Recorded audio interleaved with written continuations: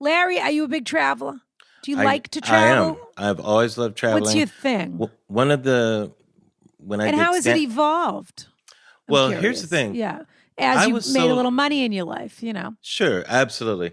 I've done all the different types of travel I because see the crystal decanter behind yes, you, Larry. I'm but not a fool. No, Larry's. I think it's safe to say Larry's done okay. I've done all types of travel. Let's just say that. Yeah. But here's the thing.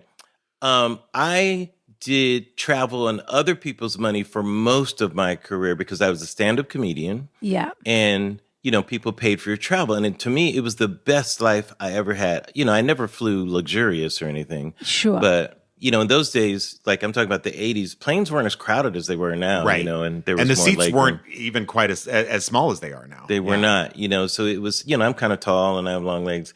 So, but I love travel. And the best way to travel when you don't have a lot of means is to travel economically and get the most out of what you're doing, because you feel it gives you a boost in the fact you feel like you're getting away with something, So once I started making some money in television, I would treat myself, to something, but that was never as satisfying as the gig paying for it.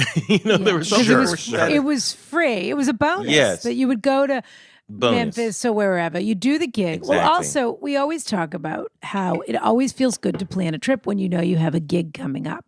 Always. So you think to yourself, let's say you knew you were starting a show in October, Yes. Larry.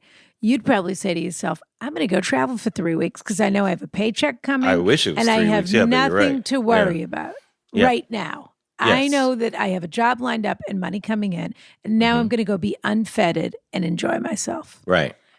But we talk a lot on this show about luxury travel and luxury travel. But I think the truth is if people went back and listened to what we're really talking about, it's always what I would call a high-low. Yeah. So, okay, are we occasionally in the position where we're going to eat at a Michelin star restaurant or do this or fly business class? Fabulous. Okay, I'm not going to apologize. However, everywhere we go, we talk about we went to this church. We saw this Roman amphitheater. We took a walk along this place and enjoyed the beauty of this thing. These are things that are available to everyone.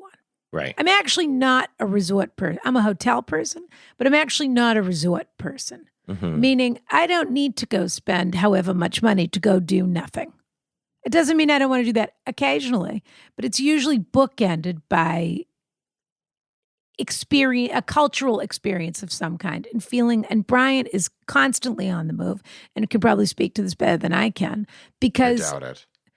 But you're always doing, if you know you're going to be somewhere for a while, you might do an Airbnb for 3 days. Yes, and I then like to make the you most might of do it. 2 nights in an incredible hotel. I sometimes There's no will reason even why do. you can't have it both ways. That's what I was going to say. It doesn't have to be so binary. Like sometimes I will finish a trip or start a trip in a really nice place, but I won't stay there the whole time because it just isn't, especially I would say if you're visiting a major city, you're just not there, like You don't get the advantage of the place. Yeah. Exactly. So I would say if it's a place, and the fantasy only lasts a few days in a hotel. Yeah, I would say honest. this. If there are 2 types of I'll call it vacationer, there's the active and the passive. If you're going to chill, then pamper yourself. Totally.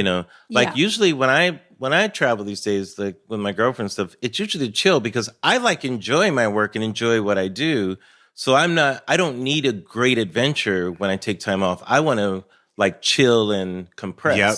So a nice place works for me. Whereas if you're going somewhere to adventure, choose the easiest room. You don't want too many luxuries in the place where you're staying.